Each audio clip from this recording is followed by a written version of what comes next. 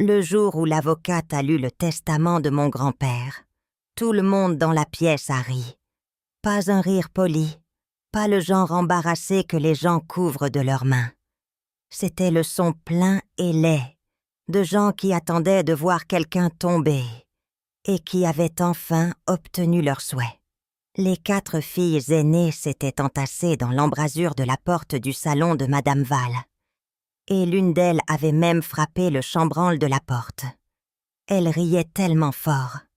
Les 2 fiduciaires assis le long du mur ont échangé ce sourire adulte serré, qui prétend être sympathique, mais qui n'est en réalité que de la cruauté, vêtue de plus beaux habits. Même l'avocat de Union a baissé les yeux sur ses papiers, comme s'il était embarrassé de lire les mots à voix haute. Madame Esther Vail se tenait la plus près du poêle, car la chaleur dans la maison de secours pour femmes de Monroe appartenait au rang. Son chignon grisacier était tiré si fort qu'il semblait emporter toute la pitié de son visage. Quand le rire s'est calmé suffisamment pour qu'elle puisse parler, elle a plié la lettre, m'a regardé droit dans les yeux et a dit « Eh bien, mademoiselle Reine, votre grand-père vous a laissé une boîte de vin et une maison construite contre une tombe. » J'avais 16 ans. J'étais à la maison de secours depuis l'âge de 11 ans, quand la pneumonie a emporté ma mère. Un hiver, après qu'une chaîne de bois a écrasé mon père dans un glissement au-dessus des scieries. Avant cela, j'avais été baladée, comme un meuble que personne ne voulait vraiment, mais que personne ne pouvait jeter.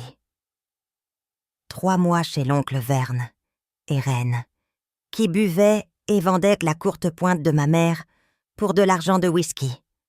7 mois chez les Bickles, qui avaient besoin de mains pour traire, et m'ont renvoyée quand ils m'ont surprise à lire à la lanterne après la tombée de la nuit. 4 mois chez les Cotlips, qui m'ont ramenée à la maison de secours parce que j'avais soutenu qu'un toit qui fuyait avait besoin d'être réparé avant la prière. J'avais 1,32 $ en poche. Je possédais une cuillère, 2 robes, une boîte d'aiguilles et 3 livres dont les couvertures étaient arrachées que j'avais volées dans des bacs de dons au fil des ans. Madame Val appelait ma lecture une vanité. Elle appelait mes questions de l'impertinence. Elle appelait mon habitude de remarquer les choses un défaut de caractère qu'aucun ménage décent ne tolérerait. Et maintenant, mon grand-père, un homme que je n'avais jamais rencontré, qui était mort 2 ans plus tôt dans un creux à 3 miles de nulle part, m'avait laissé tout son patrimoine.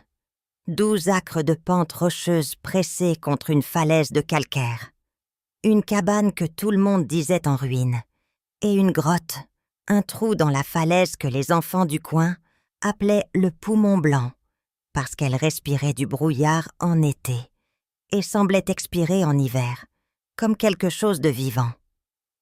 Tout l'endroit était connu à Mercy Crossing sous le nom de Folie de Reine, parce que mon grand-père avait passé 30 ans à mesurer le souffle de cette grotte au lieu de cultiver des récoltes comme un homme sensé. Il avait acheté le terrain en 1867 pour 9 $.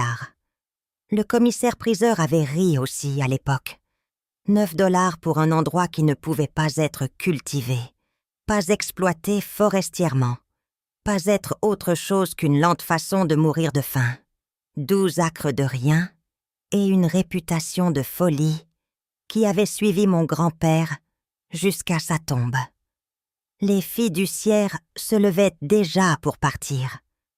Les filles, dans l'embrasure de la porte, se chuchotaient entre elles, ravies de cette preuve finale que je ne deviendrais jamais rien. Madame Vail me regardait avec cette satisfaction mince qu'elle portait toujours quand le monde confirmait ses pires attentes. Mais quelque chose se passait en moi que je ne pouvais pas expliquer.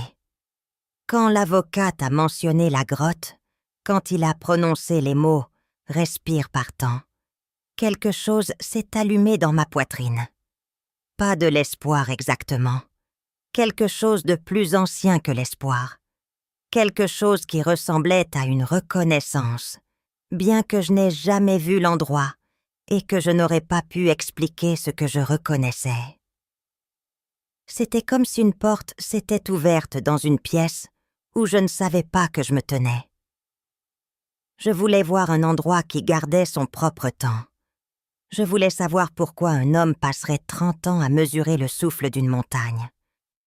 Si vous voulez découvrir ce que j'ai fait de cette grotte scellée dans les montagnes de Virginie occidentale, comment une orpheline de 16 ans, avec rien d'autre qu'un sac de livres volés, a transformé un trou dans une falaise en quelque chose qui a sauvé toute une vallée du pire hiver que quiconque ait jamais vu. Alors abonnez-vous à cette chaîne et dites-moi dans les commentaires d'où vous regardez. Car ce que j'ai construit contre cette falaise, ce que j'ai appris des journaux cachés d'un homme mort, est une histoire qui vit encore dans ces montagnes aujourd'hui. Je suis partie 4 jours plus tard. Madame Val n'a pas essayé de m'arrêter. Je pense qu'elle était soulagée de se débarrasser d'une bouche de plus, d'une fille de plus qui posait trop de questions. J'ai transporté tout ce que je possédais dans un seul sac de voyage. Le conducteur de chariot m'a emmené jusqu'à la fourche au sud d'Union, puis a arrêté ses mules et a pointé du doigt une piste défoncée qui disparaissait dans le laurier et l'ombre. « Mercy Gap est à 3 miles par là », a-t-il dit. La route empire avant de finir. Je suis descendue avec mon sac de voyage. Le conducteur m'a regardé comme on regarde un chien qu'on a laissé sur le bord de la route. Il n'a pas proposé de m'emmener plus loin. Il ne m'a pas souhaité bonne chance. Il a juste fait claquer sa langue aux mules et m'a laissé debout dans la boue. La route s'est effectivement empirée. En moins d'un quart de mille, elle s'est réduite de traces de chariots à une seule piste rocheuse, du genre faite par des pieds et des sabots, plutôt que par des roues. Les arbres se sont refermés.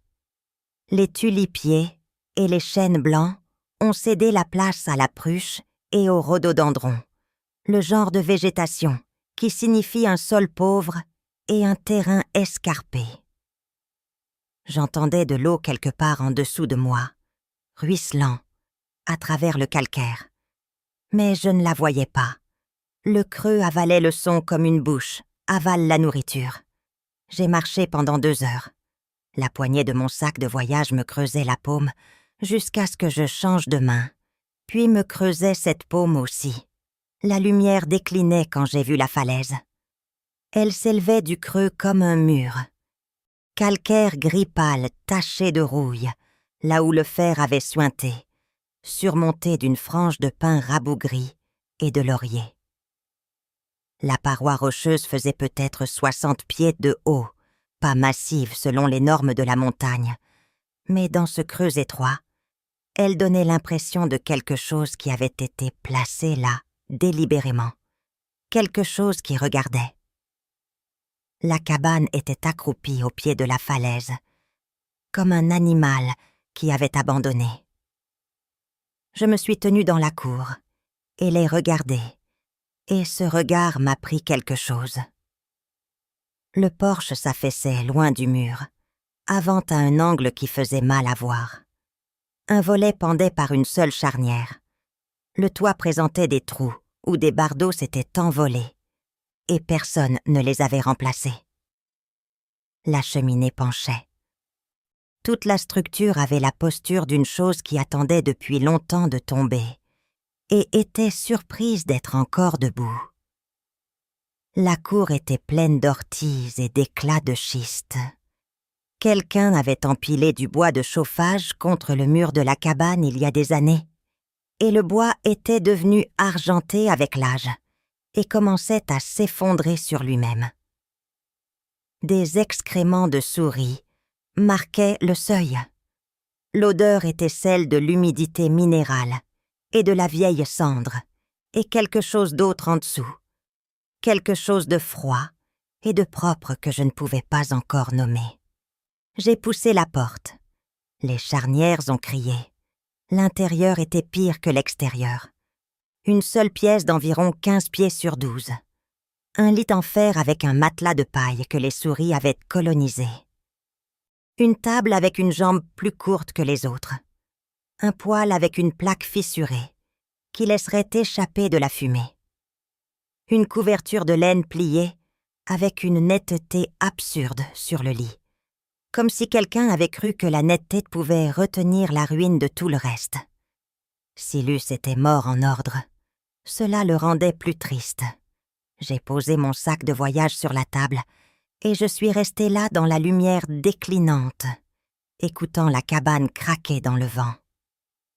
Dehors, à travers les interstices des murs, je pouvais voir la falaise, et au pied de la falaise, à moitié cachée par le laurier et les pierres renversées par le vent, je pouvais voir une ombre plus sombre, un trou dans la roche, une bouche, la grotte.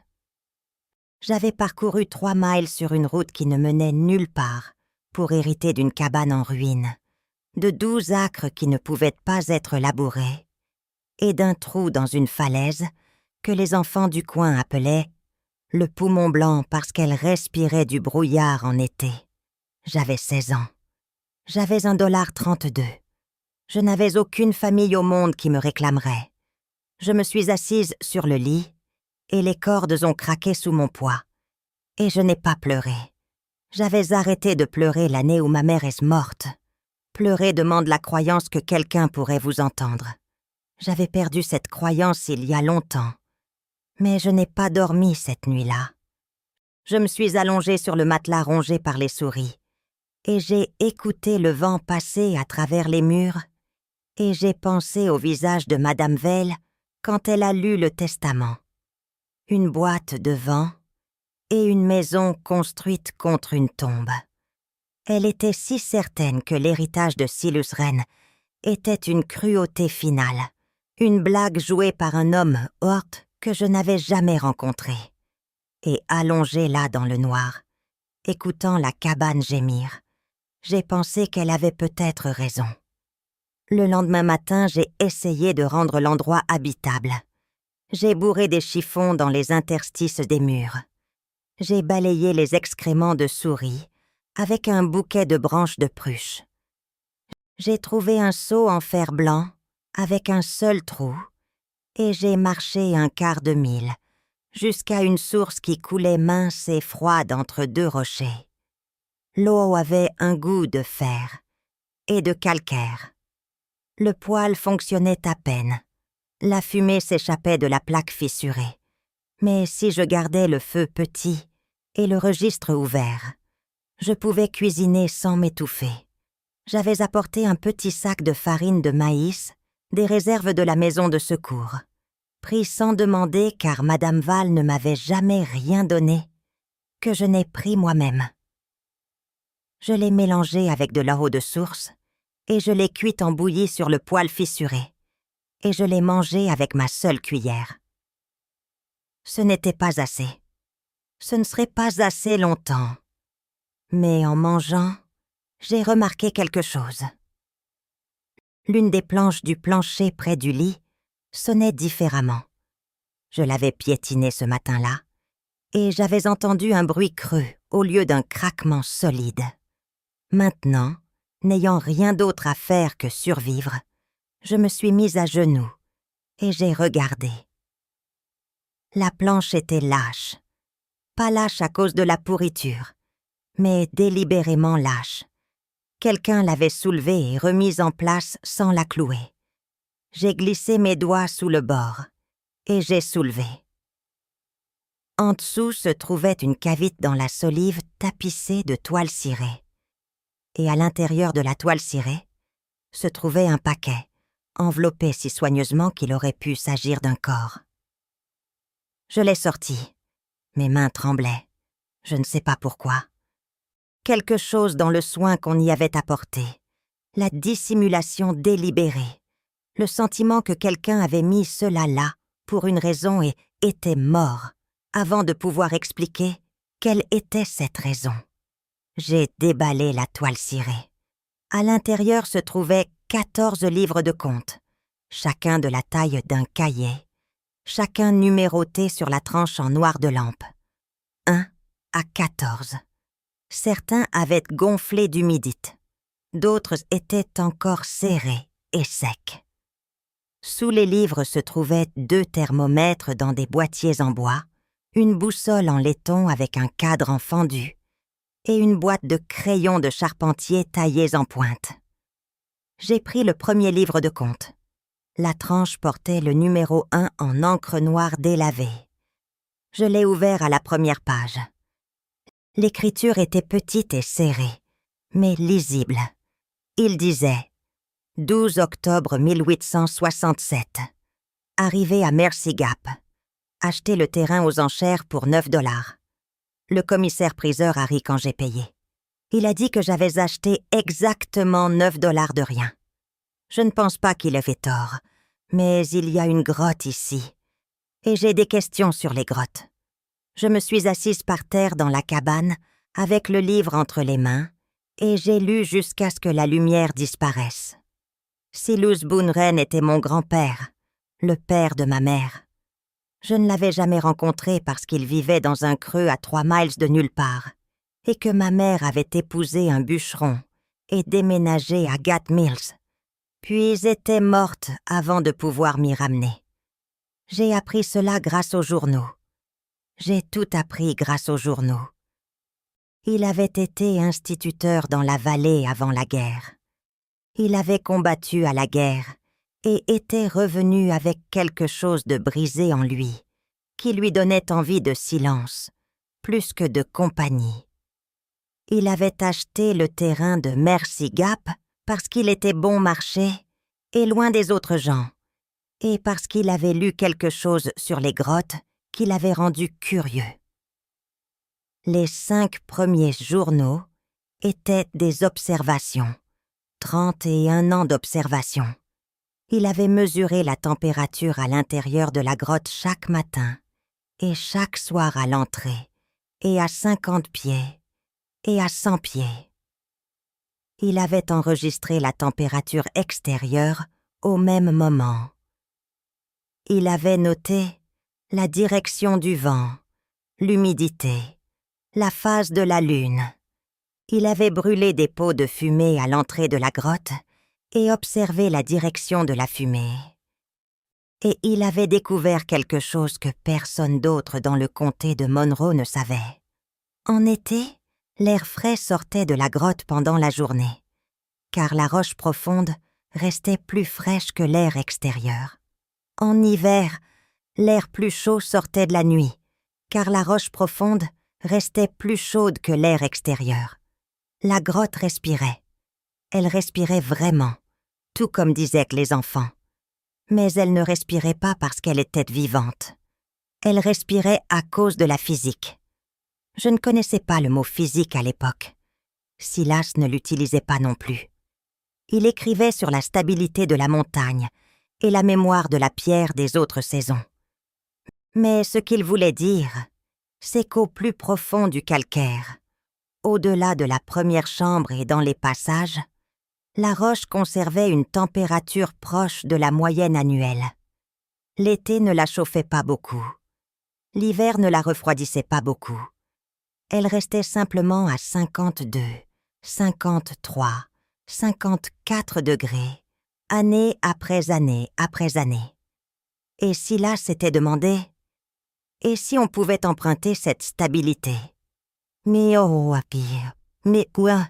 Les journaux 6 à 9 étaient des cartes, des coupes transversales dessinées à la main de la grotte, avec des flèches indiquant le flux d'air, et des chiffres indiquant les températures à différentes profondeurs. Résultat des tests de fumée, schéma de la façon dont la grotte communiquait avec l'extérieur par des fissures qu'il avait trouvées dans la paroi de la falaise. Les journaux dits A12 étaient des plans de construction. Silas avait conçu quelque chose qu'il appelait une gorge d'hiver.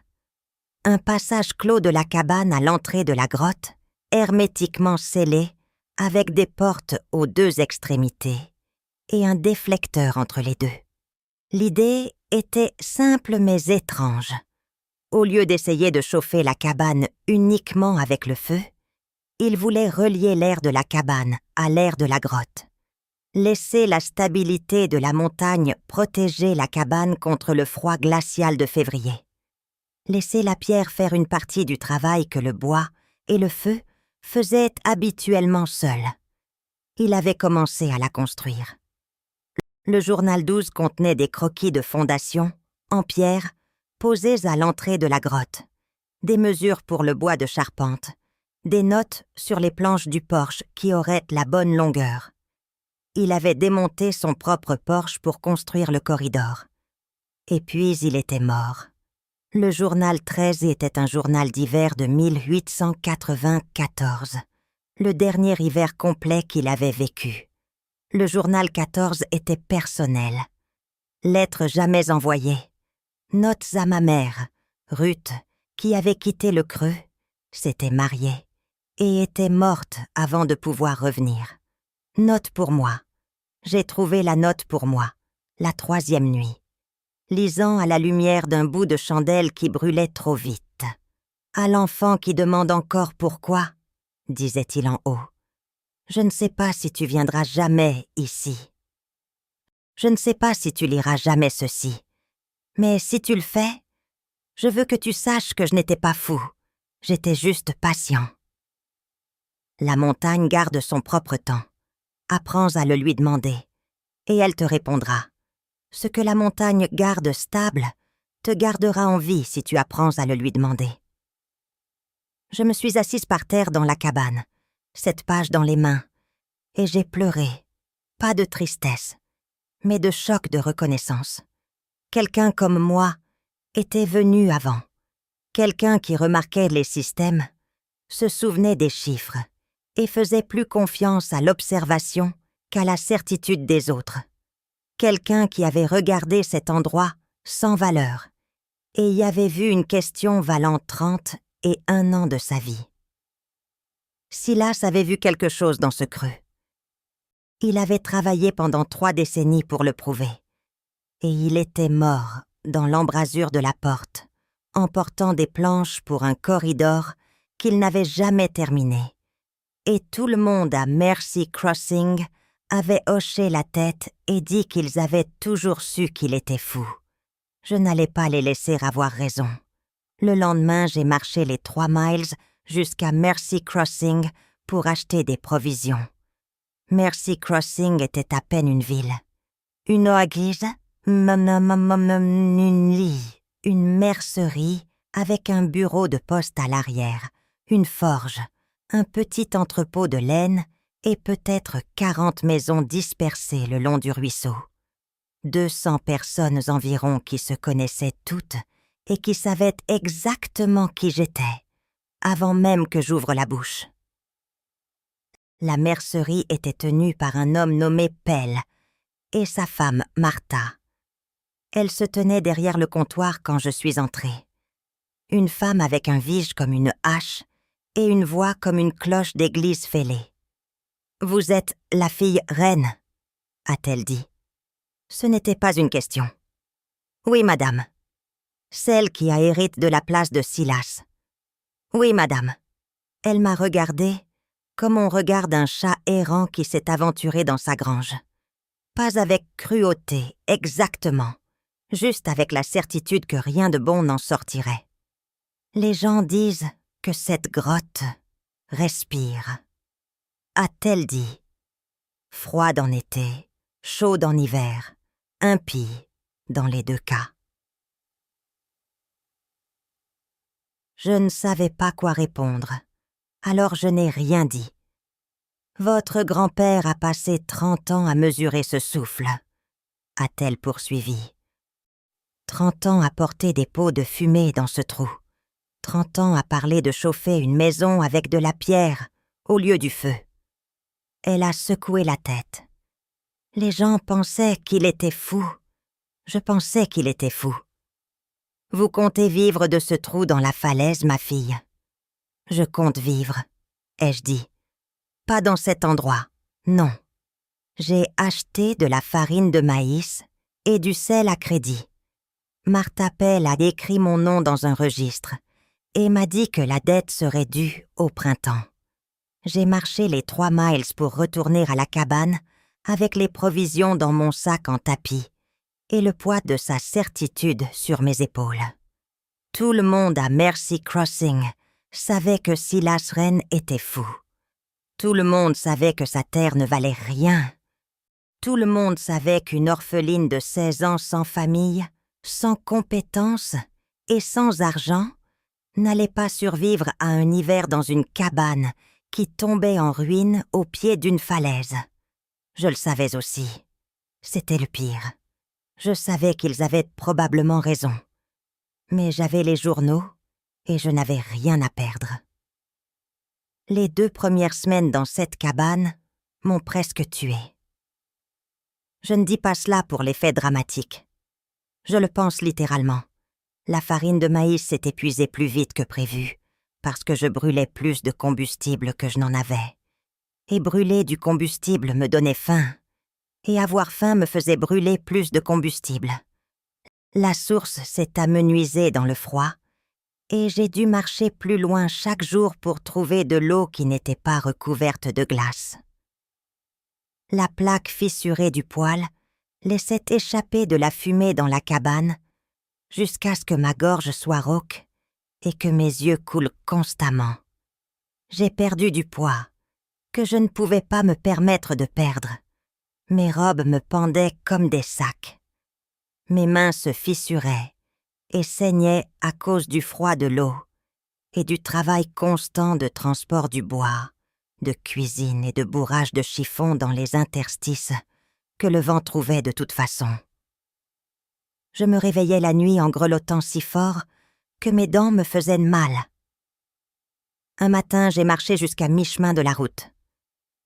Je me suis tenue là dans la boue gelée, regardant la piste qui menait à Union, au refuge, au visage pincé de Madame Val et au lit du dortoir, et aux filles qui avaient ri quand l'avocat avait lu le testament. Je pouvais retourner. Je pouvais leur dire que l'endroit était inhabitable. Je pouvais admettre que Silas Wren ne m'avait laissé qu'un moyen lent de mourir. Madame Val m'aurait prise. Elle aurait dû. Et elle aurait passé le reste de mon séjour à me rappeler qu'elle avait eu raison, que l'héritage était une blague cruelle, que j'avais été stupide de croire qu'une boîte de vin pouvait être autre chose que ce qu'elle semblait être. Je suis restée sur cette route longtemps. Puis, je suis retournée à la cabane. Je ne sais pas exactement pourquoi. Peut-être par fierté. Peut-être par le souvenir de ma mère qui avait survécu à une pneumonie pendant 2 hivers avant qu'elle ne la prenne finalement, qui ne s'était jamais plainte même quand elle était trop faible pour se tenir debout. Peut-être par la note de Silas, l'enfant qui demande encore pourquoi. Je me posais toujours la question, et je n'avais pas encore trouvé la réponse. Cet après-midi-là, j'ai relu le journal 12, les plans de construction de la gorge d'hiver. Silas avait posé des fondations en pierre à l'entrée de la grotte.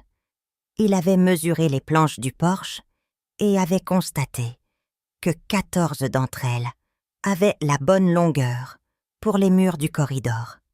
Il avait esquissé un cadre de porte, un déflecteur et un système de plafond utilisant du mortier de chaux et des bandes de lin. Il avait tout fait sauf le construire. J'ai regardé le porche qui tombait déjà en ruine, le porche fait de planches de la bonne longueur. J'ai ramassé le marteau que j'avais trouvé dans le seul placard de la cabane. Je suis sortie. Je me suis tenue sur le porche affaissé et j'ai regardé les planches sous mes pieds. Puis, j'ai commencé à les arracher. Le travail était plus difficile que tout ce que j'avais jamais fait. J'avais 16 ans et je pesais peut-être 43 kilogrammes après 2 semaines de sous-alimentation. Je n'avais jamais rien construit de plus compliqué qu'une poupée en épis de maïs. Je ne savais pas utiliser un tranchet, ni poser un tenon, ni mélanger du mortier de chaux. J'avais lu ces choses dans les journaux de Silas, mais les lire n'était pas la même chose que les faire. Mais je n'avais pas le choix. C'est ça, quand on n'a pas le choix. Ça simplifie considérablement vos options. J'ai démonté le porche en 3 jours. Les clous étaient rouillés et beaucoup se sont tordus ou cassés quand j'ai essayé de les tirer. Mais j'ai sauvé tous ceux que j'ai pu redresser. Les planches étaient usées par les intempéries, mais pour la plupart solides. Je les ai empilées par longueur contre le mur de la cabane, comme Silas l'avait décrit. Puis, je suis allée à l'entrée de la grotte, et je les regardais. L'entrée faisait peut-être 2,4 mètres de large et 1,8 mètres de haut, se rétrécissant en s'enfonçant dans l'obscurité. Les fondations en pierre de Silas étaient toujours là, à moitié enfouies dans la litière de feuilles et la terre soufflée par le vent. 2 rangées de calcaire plats soigneusement posés, formant la base de murs qui n'avaient jamais été construits. J'ai dégagé les fondations. J'ai mesuré la distance entre l'entrée de la grotte et l'endroit où serait la porte d'entrée de la cabane si j'enlevais complètement le porche. 22 pieds. Silas avait estimé 20. J'ai regardé la pile de planches. Je les ai comptées. 14 bonnes planches, 12 pieds de long, 8 morceaux plus courts, quelques chutes. Ce n'était pas assez de bois. Je savais que ce n'était pas assez de bois. Mais c'était tout ce que j'avais. La forêt m'avait donné à peine assez pour survivre ces premières semaines. De la moue des oiseaux poussant à l'abri du mur de la cabane. Un lapin que j'avais attrapé dans un piège, fait d'un lacet de bottes. Des glands que j'avais cassés et lixiviés dans la source, émoulus en quelque chose qui ressemblait presque à de la farine. Mais la forêt ne pouvait pas me donner de bois. La forêt ne pouvait pas me donner la compétence de construire ce que Silas avait conçu. J'ai commencé quand même. J'ai posé les premières planches sur les fondations en pierre, les calant avec des rochers. Elles sont tombées. J'ai essayé encore. Elles sont tombées encore. Je me suis assise dans la litière de feuilles et j'ai regardé les planches en pensant à retourner sur la route. « Vous faites ça mal !» La voix venait de derrière moi. Je me suis levée d'un bond, le cœur battant. Un homme se tenait au bord de la clairière. Au moins 70 ans. Un œil voilé par la cataracte, l'autre vif et perçant. Ses mains étaient blanches dans les plis, tachées de quelque chose de poudreux, de la chaux, a-t-il dit, me voyant regarder. J'étais maçon autrefois. « Qui êtes-vous, qui êtes-vous » ? « Jonah Bill. » Il s'est approché de moi, pas vite, mais d'un pas régulier. Il se déplaçait comme un homme dont le corps souffrait, mais qui avait appris à l'ignorer. J'habite dans le creux, à environ 1 mile. J'ai regardé votre fumée. Vous avez regardé ma fumée. Vous m'avez regardé démonter ce porche et transporter les planches Isaki. Il s'est arrêté au bord des fondations et les a regardées. Les fondations de Silas. Il les a posées en 92. Je l'ai aidé avec le linteau. Il a pointé une pierre plat posée au-dessus de l'entrée de la grotte. Je ne l'avais pas remarquée auparavant, mais maintenant je pouvais voir qu'elle était façonnée, délibérée. Un cadre pour une porte qui n'avait jamais été accrochée. Vous connaissiez mon grand-père. Je jouais aux dames avec lui le dimanche quand il descendait de ce creux, ce qui n'était pas souvent. Jonah Bill m'a regardé de son seul bon œil. Il parlait de vous, la petite fille qu'il n'avait jamais rencontrée, celle que Ruth avait avant de mourir. Ma gorge s'est serrée. Je ne savais pas quoi dire. Il vous a envoyé chercher, vous savez, a envoyé une lettre à ce refuge après la mort de Ruth. Leur a demandé de vous mettre dans un train. Ulla a secoué lentement la tête. Je suppose que la lettre n'est jamais arrivée. J'ai pensé à Madame Val, son chignon grisacier et son expression de dégoût permanent et léger. J'ai pensé à elle disant « Une boîte de vent et une maison construite contre une tombe. » Elle est arrivée, ai-je dit. Elle ne m'est juste jamais parvenue. Jonah m'a regardé un long moment. Puis il a regardé les planches posées dans la terre et les fondations en pierre et l'entrée de la grotte avec son linteau attendant une porte. Vous essayez de construire sa gorge d'hiver. Je ne sais pas ce que j'essaie de faire. Je sais juste que je mourrai si je ne fais rien. Il hocha la tête, comme si c'était une réponse raisonnable. Ton grand-père n'essayait pas de chauffer toute une maison comme une fournaise, dit-il. Il essayait d'emprunter de la stabilité. Laisser la montagne faire une partie du travail. Il se pencha lentement et ramassa l'une des planches. Il faut d'abord des cadres, des poteaux verticaux. Attachez-les ensemble en haut, puis clouez les planches horizontalement. Je ne sais pas comment faire ça. Je sais. Il redressa la planche dans ses mains. C'est pour ça que je suis là. Jonah Bill devint mon professeur. Il venait tous les jours pendant les 2 premières semaines, marchant le kilomètre depuis sa cabane tôt le matin et repartant avant la nuit. Il apportait ses outils dans un sac en cuir, une équerre, un niveau, une vrille, une herminette, un maillet. Il me montra comment fendre des poteaux droits à partir de troncs de peuplier, comment les poser d'aplomb à l'aide du niveau, comment construire un mur pour qu'il résiste au vent et à la neige. Il ne faisait jamais le travail à ma place. Il me montrait une fois, puis regardait pendant que j'essayais. Quand je me trompais, il me disait pourquoi. Quand j'avais raison, il hochait la tête et passait à la chose suivante. Ton grand-père pouvait lire n'importe quoi et le comprendre, dit-il un après-midi, me regardant enfoncer un piquet dans une mortaise.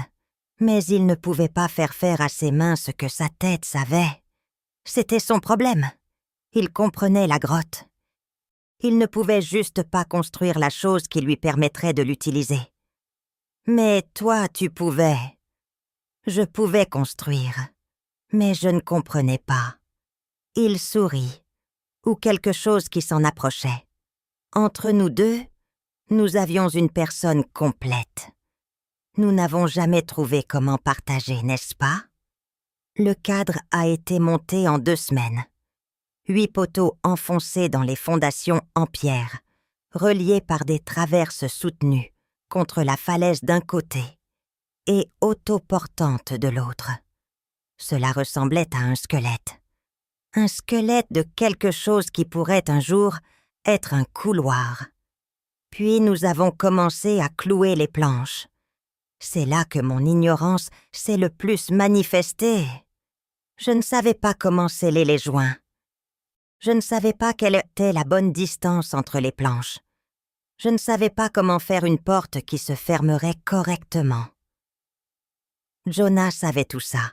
« Mortier de chaux », dit-il. « Chaux et sable et eau.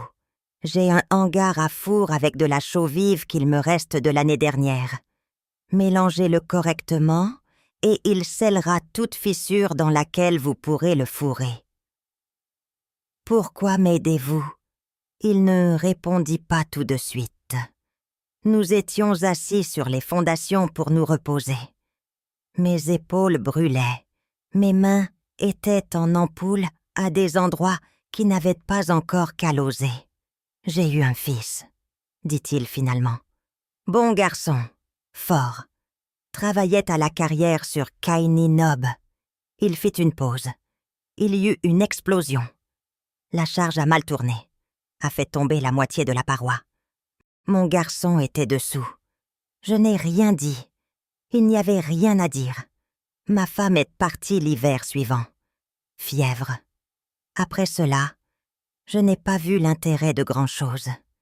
Il regarda le couloir à moitié construit, les planches clouées au cadre, l'espace attendant encore d'être scellé.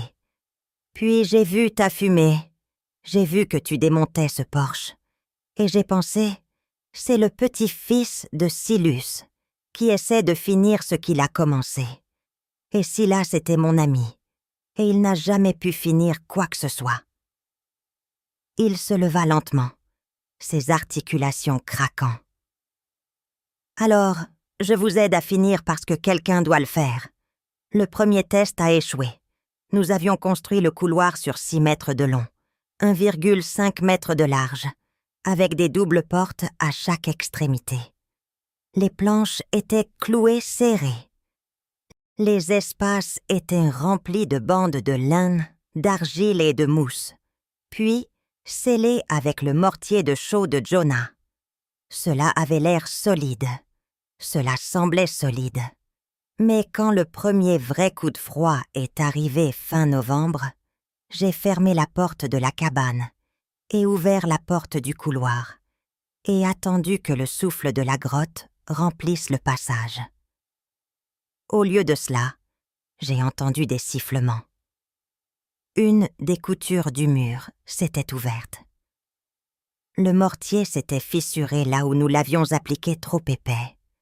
L'air froid entrait, pas de la grotte, mais de l'extérieur, et le courant d'air ramenait la fumée de mon poêle et remplissait la cabane. J'ai toussé jusqu'à ne plus pouvoir respirer. J'ai ouvert la porte de la cabane et trébuché dans le froid, et je suis restée là avec des larmes coulant sur mon visage, qui n'étaient pas de pleurs. Jonah m'a trouvée comme ça 1 heure plus tard. Il n'a rien dit. Il a juste regardé la couture fissurée à l'intérieur de la cabane noircie par la fumée et a hoché lentement la tête. « Trop épais, » dit-il. Le mortier s'est fissuré parce qu'il a séché trop vite. Il faudra le retirer et recommencer.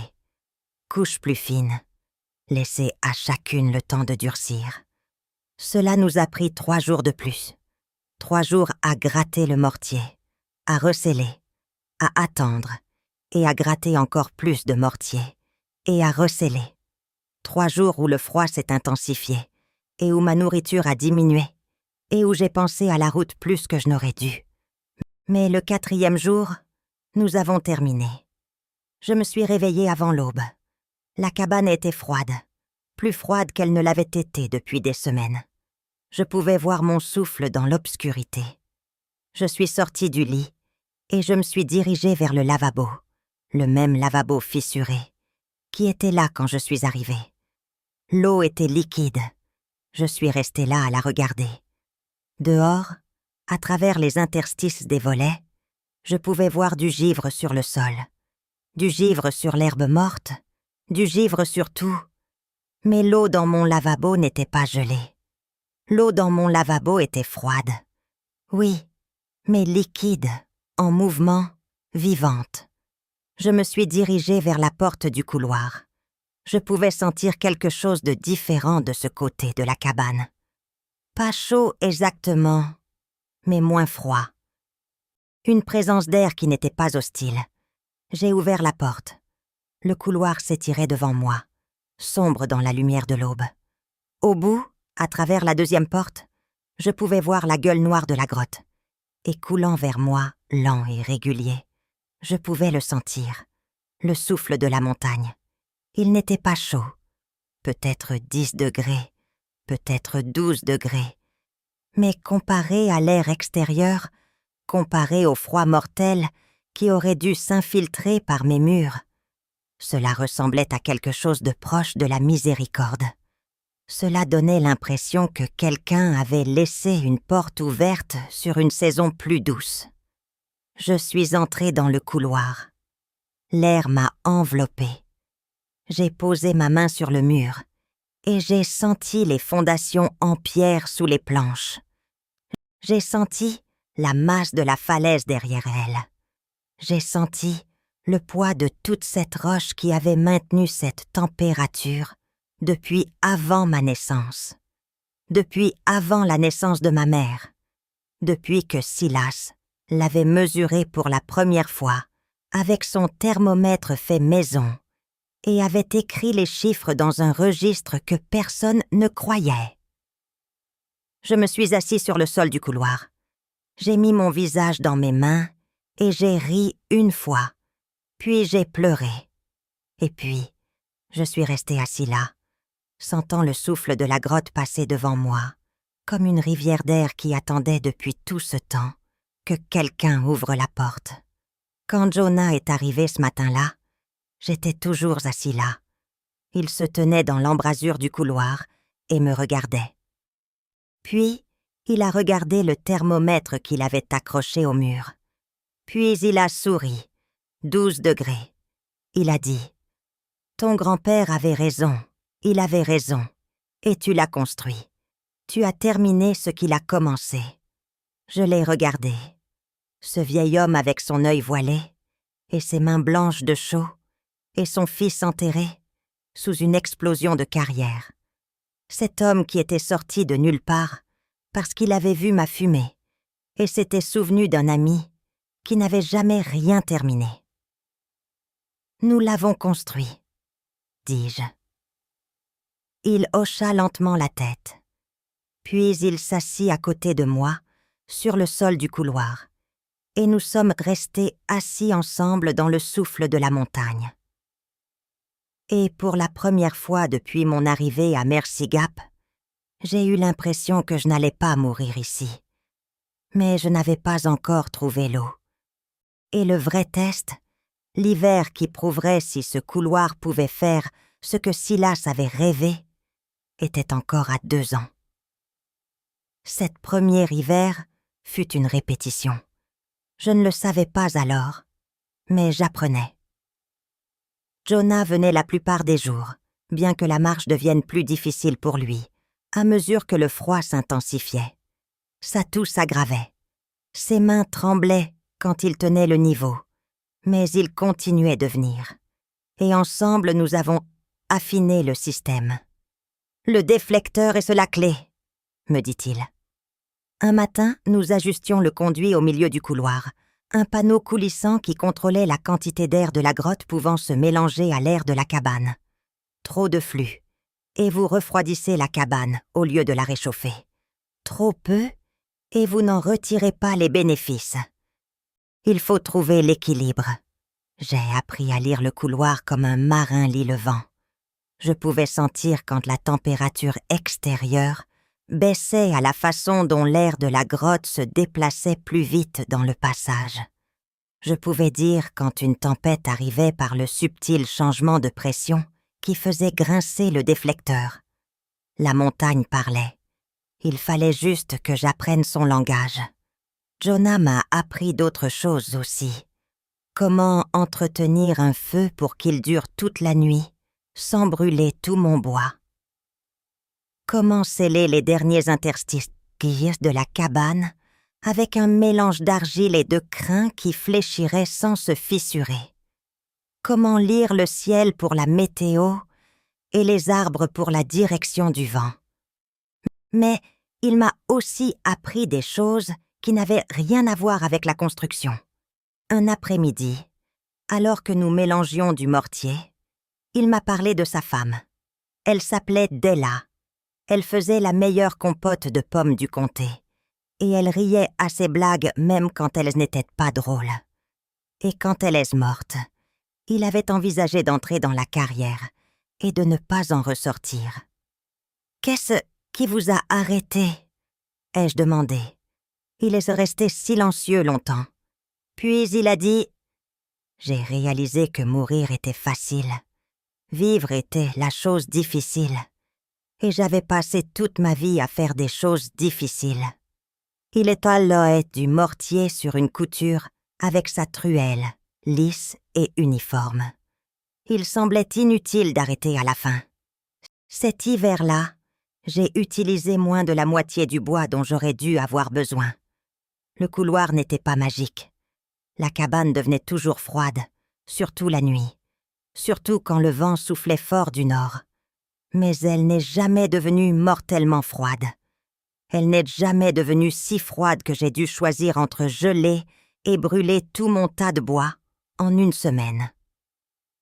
Le système fonctionnait, mais seuls Jonah et moi le savions, et Jonah s'affaiblissait. Le printemps est arrivé tard cette année-là. La neige n'a pas fondu avant mi-mars, et la bourse a duré jusqu'en mai. Mais quand le sol a finalement dégelé, j'ai commencé le travail que Silas n'avait jamais pu faire. L'expansion. Le couloir faisait 6 mètres de long. Mais les journaux de Silas parlaient de quelque chose de plus grand. Tout un système d'espaces connectés, utilisant les chambres profondes de la grotte pour le stockage, utilisant la masse thermique de la falaise pour plus que le simple amortissement de la cabane. Il avait rêvé de cultiver des choses souterraines, de conserver la nourriture pendant l'hiver sans sel ni fumée, de transformer la cavité de calcaire, sans valeur, en quelque chose qui pourrait soutenir une vie. Je n'avais pas le bois, ni les compétences pour tout cela, mais je pouvais améliorer le couloir. Je pouvais l'élargir. Je pouvais ajouter une petite alcôve dans la grotte pour le stockage. Je pouvais faire en sorte que les portes ferment mieux et que le déflecteur fonctionne plus en douceur. Le travail a pris tout le printemps et la majeure partie de l'été. Mes mains, qui avaient eu des ampoules et saigné cet hiver-là, ont développé des callosités si épaisses que je pouvais tenir une scie sans la sentir. Mes épaules, qui hurlaient après chaque jour de transport de planches, sont devenues assez fortes pour en porter 2 à la fois. Je ne ressemblais plus à une fille. Je ressemblais à une personne qui travaillait. Jonah aidait quand il le pouvait, mais sa toux s'aggravait. Certains jours, il venait juste s'asseoir sur les fondations en pierre, à me regarder travailler, donnant des conseils quand je lui demandais. D'autres jours, il ne venait pas du tout. « Vous devriez voir un médecin », lui ai-je dit un après-midi. « Les médecins coûtent cher, et ils me diront juste ce que je sais déjà. » Il toussa dans son mouchoir, et quand il l'enleva, il y avait une tache rouge. Il me vit regarder et plia rapidement le tissu. La poussière de carrière entre dans vos poumons et y reste. 30 ans à respirer de la pierre. La pierre finit par gagner. À la fin de l'été, le couloir faisait 1,5 mètre de large, au lieu d'1,2 mètre. J'avais construit une petite alcôve de stockage juste à l'intérieur de l'entrée de la grotte, où la température restait fraîche même en août. Les pommes de terre que j'y avais stockées en juillet étaient encore fermes en septembre. Les oignons ont duré jusqu'en octobre.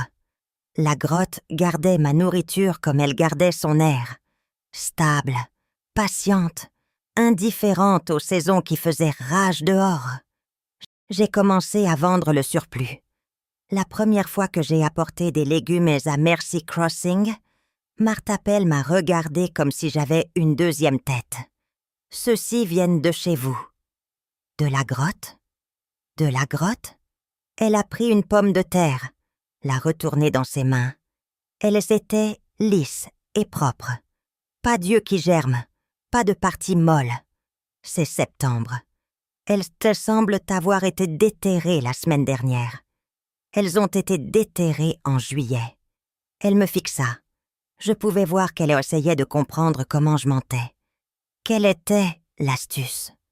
Les gens de Mercy Crossing savaient que les légumes déterrés, en juillet, devenaient mous, germaient ou pourrissaient en septembre. C'était comme ça. Je vous donnerai 200 chacune pour les pommes de terre, dit-elle finalement. 500 pour les oignons. Ce n'était pas de la charité. Ce n'était même pas de la gentillesse. C'était juste des affaires. Et les affaires, Martha Pell les comprenait. J'ai pris son argent et je suis retournée dans le creux avec des pièces dans ma poche pour la première fois depuis mon arrivée. La nouvelle s'est répandue. C'est comme ça que fonctionnent les petites villes. En octobre, les gens ont commencé à venir me voir, au lieu d'attendre que je vienne les voir. Asa Klein est venu le premier. C'était un veuf avec 3 enfants dans une ferme qui était toujours à une mauvaise saison de la faillite. Il se tenait dans ma cour, chapeau à la main, et demanda s'il était vrai que je pouvais garder les légumes frais pendant l'hiver. C'est vrai, comment la grotte? La température reste la même toute l'année. La nourriture ne pourrit pas aussi vite dans un air frais et stable. Il regarda le couloir, le coteau, la gueule noire de la grotte au-delà. Je pouvais voir la suspicion dans son visage. La même suspicion que je voyais sur tous les visages, mais derrière, il y avait autre chose. Le désespoir. L'espoir désespéré que peut-être la folle fille reine avait trouvé quelque chose qui fonctionnait vraiment. « J'ai plus de navets, que je ne peux en manger, » dit-il. « J'en ai perdu la moitié l'année dernière à cause de la pourriture. Si vous pouviez en stocker pendant les hivers, amenez-les. Nous partagerons tout ce qui survivra. » Il est revenu 3 jours plus tard avec une charrette pleine de navets. En novembre, j'avais des légumes stockés pour une demi-douzaine de familles.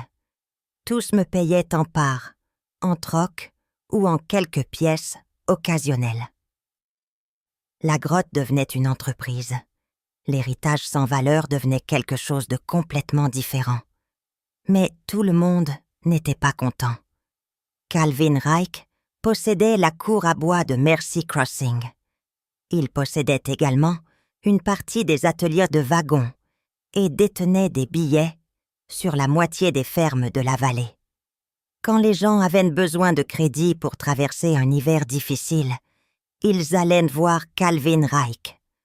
Quand ils ne pouvaient pas payer, Calvin Reich prenait leurs terres. Il est venu à ma cabane par un après-midi froid de novembre, monté sur un cheval gris et portant un manteau qui coûtait plus cher que tout ce que je possédais réuni. Mademoiselle Reine, il ne descendit pas de cheval. Il est resté là sur son cheval, me regardant en bas, le couloir, la gueule de la grotte au-delà. J'ai entendu des histoires. Des histoires? Les gens disent que vous avez une sorte de vendeur de racines qui garde la nourriture fraîche tout l'hiver. Les gens disent que vous brûlez la moitié du bois que tout le monde brûle et que vous restez aussi chaud. Il sourit, mais cela n'atteignit pas ses yeux. Les gens disent que votre grand-père n'était pas aussi fou que tout le monde le pensait. Mon grand-père était aussi sain d'esprit que tout le monde le pensait. Il se trompait simplement. Son sourire vacilla. Je suis venu vous faire une offre. 12 $ pour le terrain. C'est 3 $ de plus que ce que Silus a payé, et plus que ce que quiconque d'autre vous donnera. Il n'est pas à vendre. Tout est à vendre, mademoiselle Reine. C'est juste une question de prix. Il se pencha en avant sur sa selle. Cet endroit n'est pas une ferme. Ce n'est pas du bois. C'est un trou dans une falaise et une cabane qui est à une mauvaise tempête de tomber. Prenez les 12 $. Allez quelque part avec un avenir. Je levai les yeux vers lui. Cet homme sur son cheval gris, avec son manteau cher. Cet homme qui vivait de la désespoir des autres.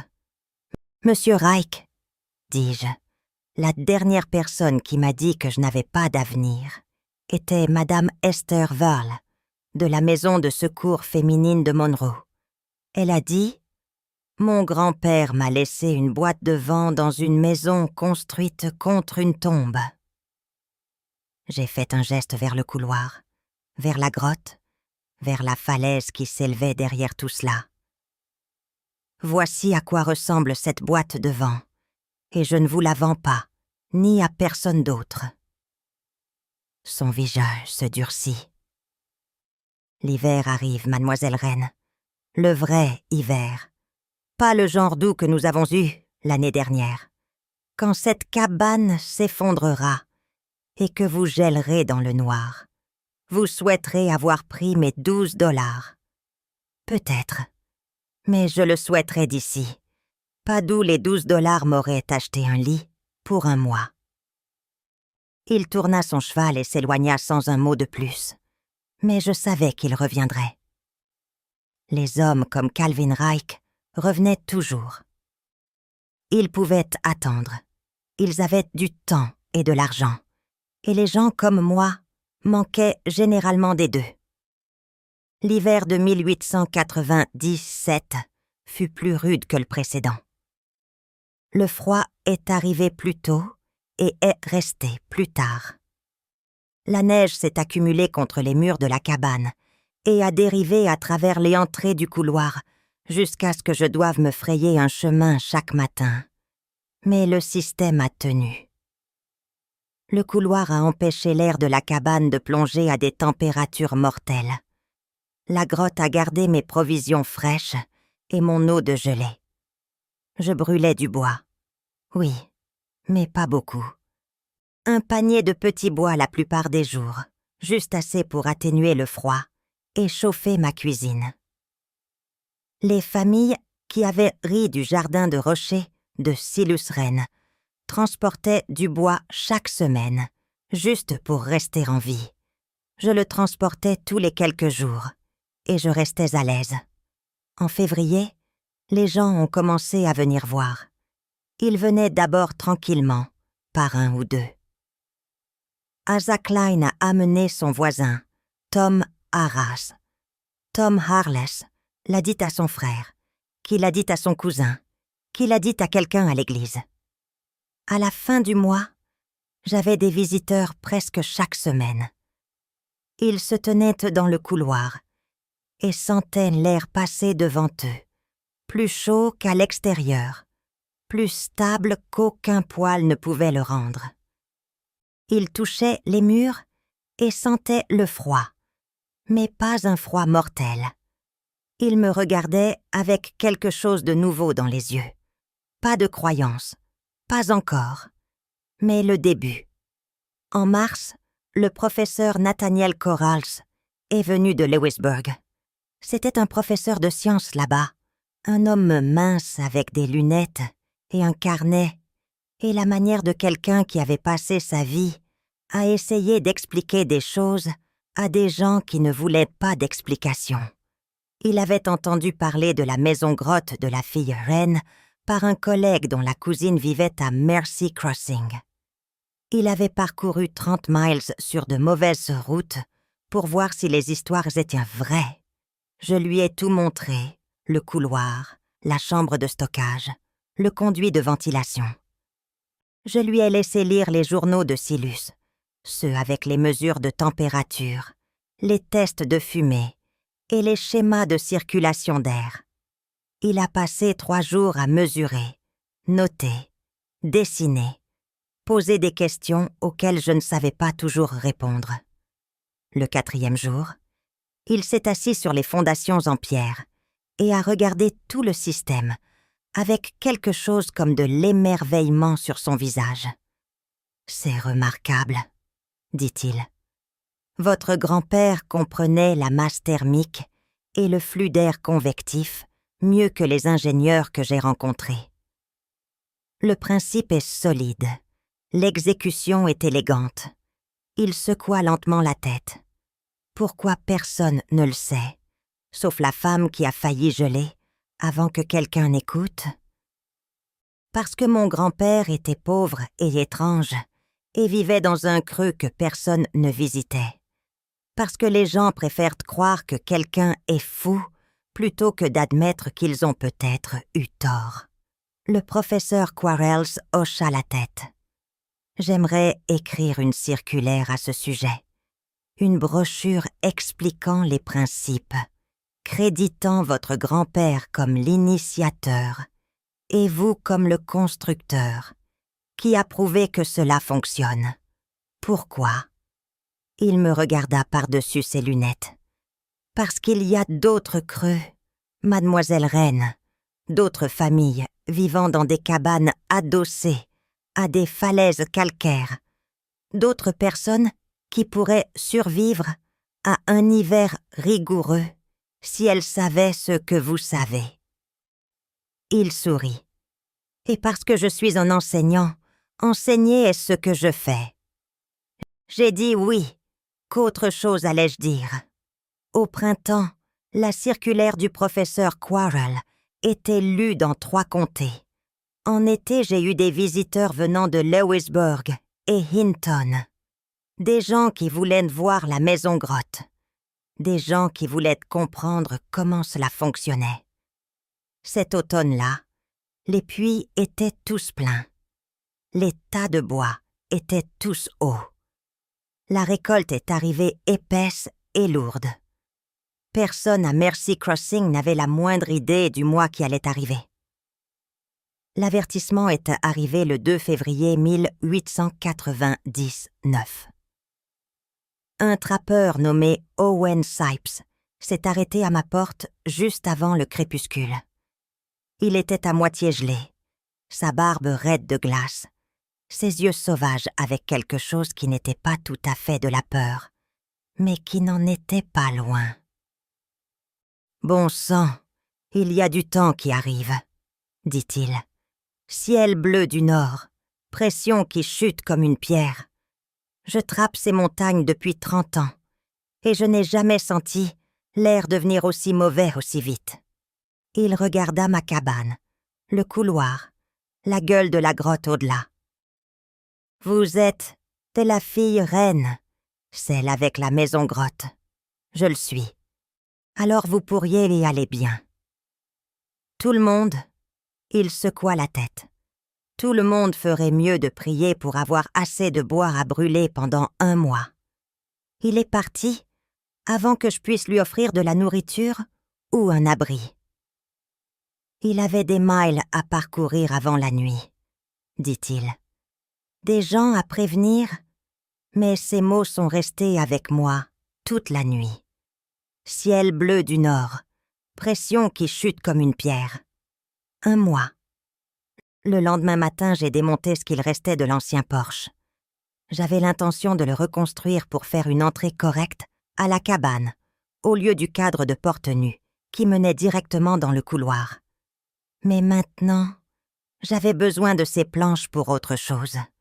J'avais besoin de finir la partie extérieure du couloir, la partie qui reliait la porte de la grotte à une entrée extérieure correcte, la partie que j'avais prévu de construire au printemps prochain. Je n'avais pas jusqu'au printemps prochain. J'avais des heures. Jonah est arrivé à midi. Il était plus faible que je ne l'avais jamais vu, marchant avec une canne maintenant, s'arrêtant à chaque pas pour reprendre son souffle. Mais il est venu. « J'ai entendu parler du temps, » dit-il. « Je pensais que vous pourriez avoir besoin d'aide, Jade. Je dois finir la partie extérieure, celle près de la gueule de la grotte. Alors nous ferions mieux de commencer. Nous avons travaillé toute la journée et une partie de la nuit. À la lumière des lanternes, nous avons cloué des planches, bourré des interstices et scellé des joints avec chaque morceau de mortier qu'il nous restait. Mes mains saignaient. La toux de Jonah s'est tellement aggravée qu'il a dû s'asseoir pendant 10 minutes entre chaque tâche, mais nous avons continué à travailler. Au lever du soleil, la partie extérieure était terminée. Pas jolie, pas aussi étanche que le reste du couloir, mais terminée. Le système était complet. Un passage scellé de la cabane à la grotte, avec double porte et baffle aux 2 extrémités. Le souffle de la montagne connecté à mon espace de vie, d'une manière dont Silas avait rêvé pendant 30 ans. La tempête est arrivée cet après-midi-là. J'ai vécu des hivers rigoureux. J'ai vu un froid qui tuait le bétail et une neige qui enterrait les maisons jusqu'à leurs avant-toits. Mais je n'ai jamais rien vu de tel que le février 1899. Le vent est arrivé le premier. Il est venu du nord comme quelque chose qui attendait. Il a frappé le creux avec un son comme si le monde entier hurlait. La température, qui avait été froide mais normale ce matin-là, a chuté de 30 degrés en 3 heures. Au coucher du soleil, elle était en dessous de 0. À minuit, elle était à 20 degrés en dessous. Au matin, le thermomètre que j'avais accroché dehors la cabane avait gelé, et je ne pouvais plus le lire. Mais je n'avais pas besoin de le lire. Je pouvais le sentir. Le froid était une chose physique. Il pressait contre les murs. Il s'infiltrait par chaque fissure que je n'avais pas scellée. Il trouvait des interstices que j'ignorais. Mais à l'intérieur de la cabane, connecté au couloir connecté à la grotte, la température s'est maintenue. 44 degrés. Pas chaud, pas confortable, mais vivable. Le genre de froid qui vous fait porter un manteau à l'intérieur et dormir sous toutes les couvertures que vous possédez. Pas le genre de froid qui vous tue. Je gardais un feu allumé dans le poêle, petit, juste assez pour atténuer le pire. J'utilisais peut-être une double poignée de petits bois chaque jour. La grotte faisait le reste. La montagne faisait le reste. Ce souffle constant d'air à 50 degrés, circulant dans le couloir, se mélangeant à l'air de la cabane, empêchant la température de plonger dans les profondeurs où la chair gèle et le sang s'arrête de circuler. Dehors, le monde mourait. Les pelles ont brûlé la moitié de leur tas de bois en 9 jours. Assaklen a perdu 2 cochons et a failli perdre son plus jeune fils, qui s'est aventuré trop loin du poêle et ne sentait plus ses doigts quand on l'a retrouvé. La maison de secours à Union, la maison de secours de Madame Vell, avait de la glace qui se formait à l'intérieur des fenêtres du dortoir, et les clients de Calvin Rice lui ont acheté presque tout le bois sec qu'il avait, chaque bûche qu'il pouvait fendre. À la 3e semaine, les gens brûlaient du bois vert parce qu'il n'y avait rien d'autre. Du bois vert qui fumait et crépitait et qui mettait la moitié de la chaleur du bois sec. Du bois vert qui ne pouvait pas suivre le froid qui s'infiltrait par leurs murs. J'en ai entendu parler par bribes. Des gens passant pour voir si la maison troglodyte tenait toujours. Des gens demandant si j'avais de la place. Des gens qui s'étaient moqués de Silus Reine et avaient traité sa petite-fille de sotte, se tenant maintenant dans ma cour. Leur souffle se gelant devant leur visage, demandant si les histoires étaient vraies. Les histoires étaient vraies. Le 18e jour, la pire nuit arriva. Le vent tourna. Il avait été constant venant du nord, brutal, mais prévisible. Maintenant, il tourbillonnait. Il trouva les jointures de la section extérieure de mon couloir, la section que nous avions construite en une nuit désespérée. J'entendis un sifflement. Je sentis de l'air froid s'infiltrer. Je rampais dans le couloir avec un marteau et une écharpe sur la bouche. Jonah était là. Il logeait chez moi depuis 1 semaine déjà, trop faible pour faire le chemin de retour à sa cabane chaque jour. Ses mains tremblaient tellement qu'il pouvait à peine tenir un clou. Mais il les tenait et je les martelais. Et ensemble dans l'obscurité hurlante, nous avons scellé la jointure qui essayait de nous tuer. Quand nous sommes retournés dans la cabane, j'ai regardé le thermomètre sur le mur. 41 degrés. Le système avait tenu. Martha Pell fut la première. Elle arriva le 20e jour, portant son plus jeune enfant enveloppé dans toutes les couvertures qu'elle possédait. Son visage était émacié. Ses mains tremblaient. Elle ne pouvait pas me regarder dans les yeux. Mon mari est trop fier pour venir, dit-elle. Mais mon garçon ne cesse de frissonner. S'il vous plaît. J'ai ouvert la porte plus grand. Amenez-le. Je ne l'ai pas fait supplier. Je ne lui ai pas rappelé ce qu'elle avait dit au mercantile ce jour-là. Elle m'avait dit que je ne pouvais pas vivre d'un trou dans la falaise. Je n'ai pas mentionné le froid infernal et la chaleur infernale et la façon dont elle avait fait sonner le mot infernal, comme une malédiction. J'ai juste dit oui. Elle est revenue le lendemain avec sa voisine. Le jour d'après, 6 familles sont venues. À la fin de la semaine, ma cabane était pleine.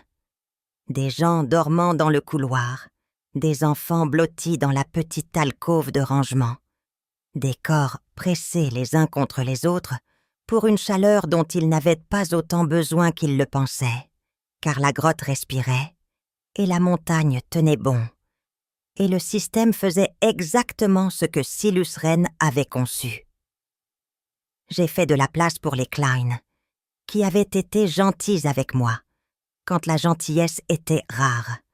J'ai fait de la place pour June Harles et ses 2 filles qui n'avaient jamais été que polies. J'ai fait de la place pour les Bickles, qui m'avaient renvoyé il y a des années pour avoir lu à la lumière d'une lanterne. Ils ne m'ont pas reconnu au début. Quand ils l'ont fait, ils n'ont pas pu me regarder. Vous êtes la fille que nous avions. Madame Bickle dit, celle qui lisait trop. Je suis la fille que vous avez renvoyée, dis-je. Et oui, je lis toujours trop. C'est pourquoi cet endroit fonctionne. J'ai fait de la place pour tous ceux qui sont venus. Je n'ai refusé personne. Le couloir s'est rempli, la cabane s'est remplie, la petite alcôve de rangement s'est remplie. Et pourtant le système a tenu. 55 degrés de la grotte, 44 degrés dans la cabane, vivable, survivable. Une petite poche de miséricorde dans un mois qui n'en avait nulle part ailleurs.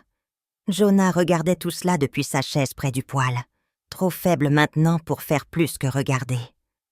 Un soir, alors que la cabane était pleine de familles endormies et que le couloir était rempli de gens qui avaient ri de mon grand-père, il a croisé mon regard et a secoué lentement la tête. Ils ne le méritent pas, vous savez, la plupart d'entre eux. Peut-être pas. Je préparais de la soupe, étirant mes derniers légumes stockés pour nourrir autant de bouches que possible. Mais le froid ne se soucie pas de qui a été cruel. Et j'ai décidé que je ne serais pas plus froide que le temps.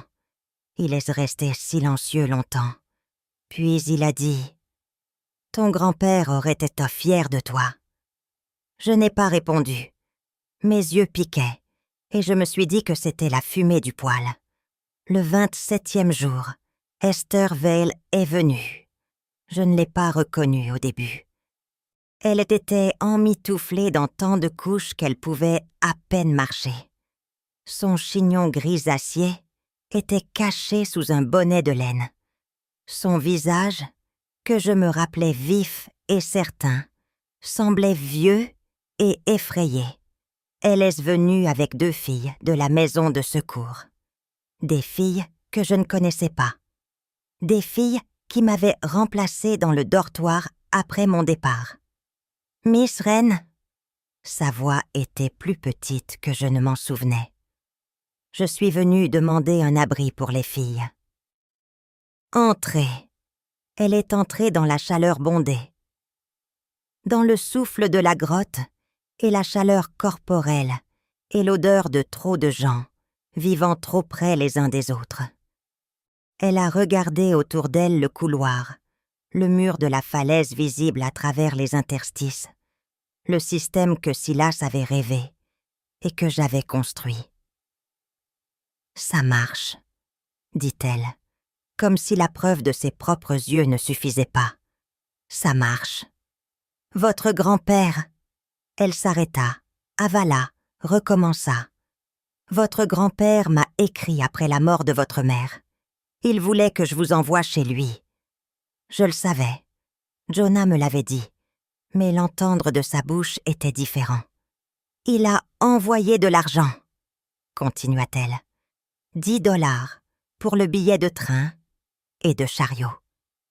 Elle ferma les yeux. Je pensais que cet endroit était inadapté. Je pensais qu'il était dérangé. J'ai gardé la lettre. J'ai déposé l'argent sur le compte de la maison. Je ne vous l'ai jamais dit. Je n'ai rien dit.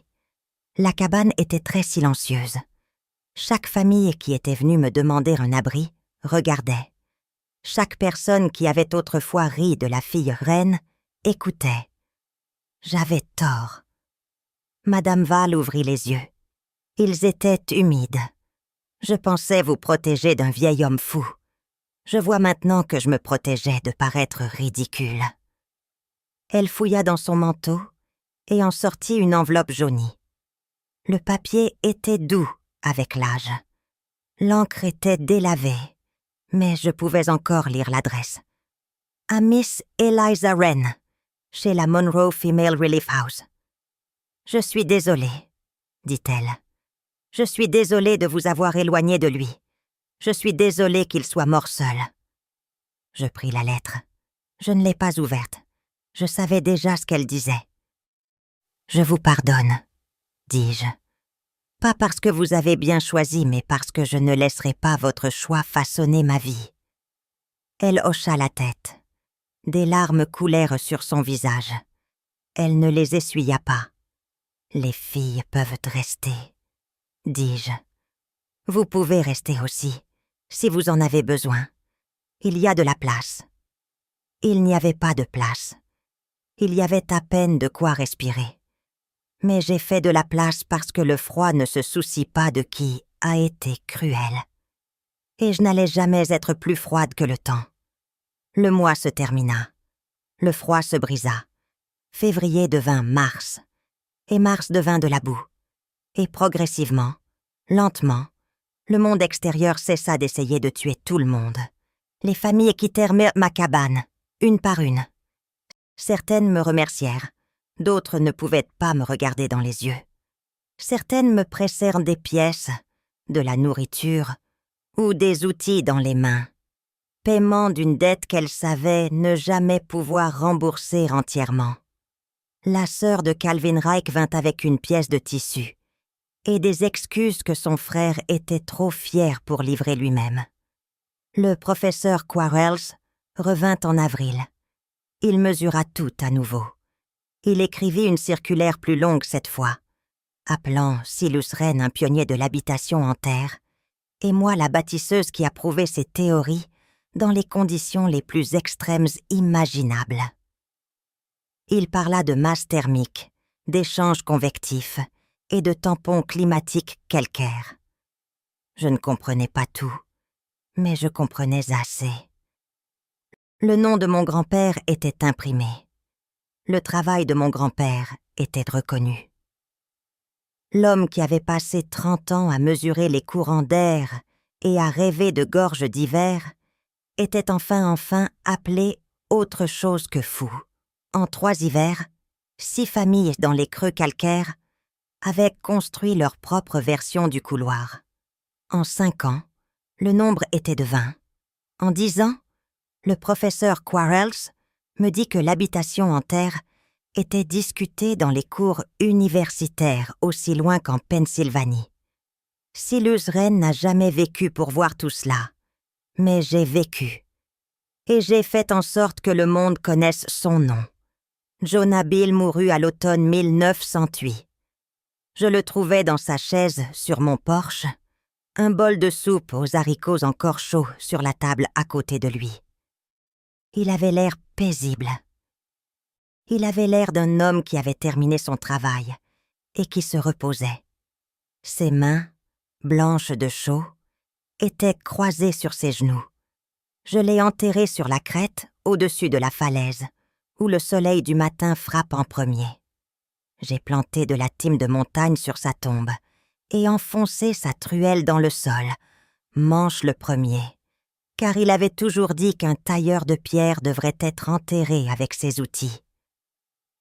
Il m'a laissé sa cabane, sa mule et son atelier de four. Il m'a laissé une lettre qui disait seulement « Tu étais la fille que j'aurais dû avoir. Construis quelque chose. » J'ai épousé Thomas Arras en 1904. C'était un veuf, un charpentier, et le premier homme qui a étudié mon couloir avant d'étudier mon visage. Il a compris pourquoi j'aimais ce travail. Il ne m'a jamais demandé de l'abandonner. Nous avons eu 2 enfants. J'ai formé des apprentis, de jeunes hommes et femmes, qui sont venus apprendre les principes que Silas avait découverts et que j'avais prouvés. J'ai écrit des lettres à des ingénieurs et des professeurs. J'ai donné des visites à des visiteurs d'université dont je n'avais jamais entendu parler. J'ai vieilli dans le creux que tout le monde m'avait dit être sans valeur.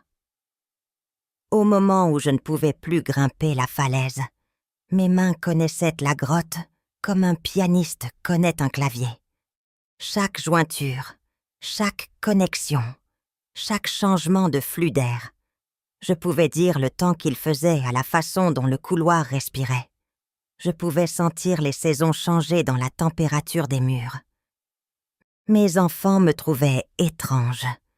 Mes petits-enfants me trouvaient excentrique. Mais le creux était toujours là. La grotte était toujours là. Le couloir était toujours là, reconstruit, agrandi et copié dans la moitié du comté. Preuve qu'une orpheline de 16 ans, avec rien d'autre qu'un sac de voyage rempli de livres volés, avait vu quelque chose que tout le monde avait manqué. Mes enfants me trouvaient étrange. Mes petits-enfants me trouvaient excentrique. Mais le creux était toujours là. La grotte était toujours là. Le couloir était toujours là, reconstruit, agrandi et copié dans la moitié du comté.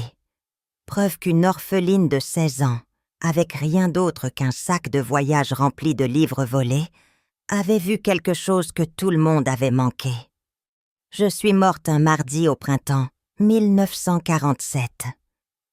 On m'a trouvée assise juste à l'intérieur de la porte du couloir, ma main sur le loquet, comme si j'avais vérifié le temps une dernière fois. Ma fille a dit que j'avais l'air d'avoir simplement fait une pause entre 2 tâches. Elle a dit que j'avais l'air paisible. Elle a dit que j'avais l'air d'une femme qui avait terminé son travail. La grotte respire toujours. Le couloir tient toujours. Les familles qui ont appris de moi et de Silas utilisent toujours les principes qu'il a découverts en 1867. La pierre se souvient encore de la température des autres saisons. La montagne garde stable ce que la surface ne peut pas. Madame Val l'appelait une boîte à vent et une maison construite contre une tombe. Elle avait raison sur les 2. C'était une boîte à vent. Le vent était juste ce dont nous avions besoin. Et elle était construite contre une tombe. La tombe de tout ce qu'on m'avait dit que je valais. Chaque placement qui a échoué. Chaque famille qui m'a renvoyé. Chaque voix qui disait qu'une fille qui lisait trop n'arriverait jamais à rien. Sur le mur de ma cabane, dans un cadre que mon mari a construit, il y a une page du 14e journal de Silas Wren. L'écriture est délavée maintenant.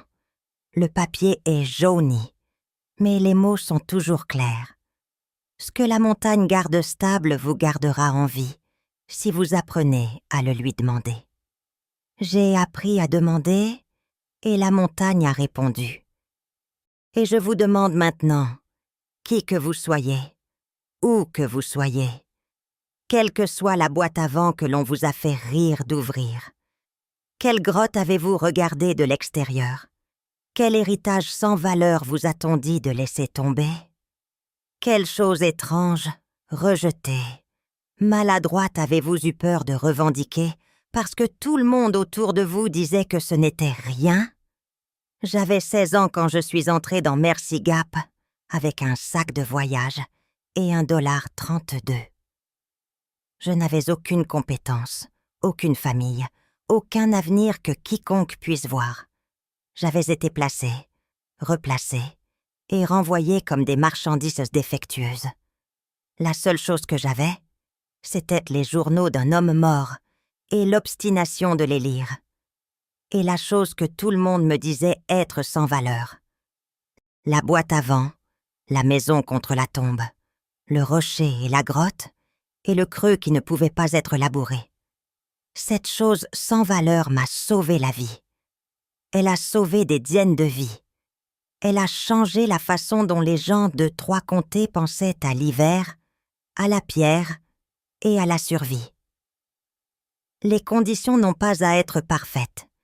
Elles ne le sont presque jamais. La surface, c'est la partie la moins intéressante de toute parcelle de terre et de tout être humain. Ce qui compte, c'est ce qui se trouve en dessous. Ce qui compte, c'est si vous êtes prête à creuser.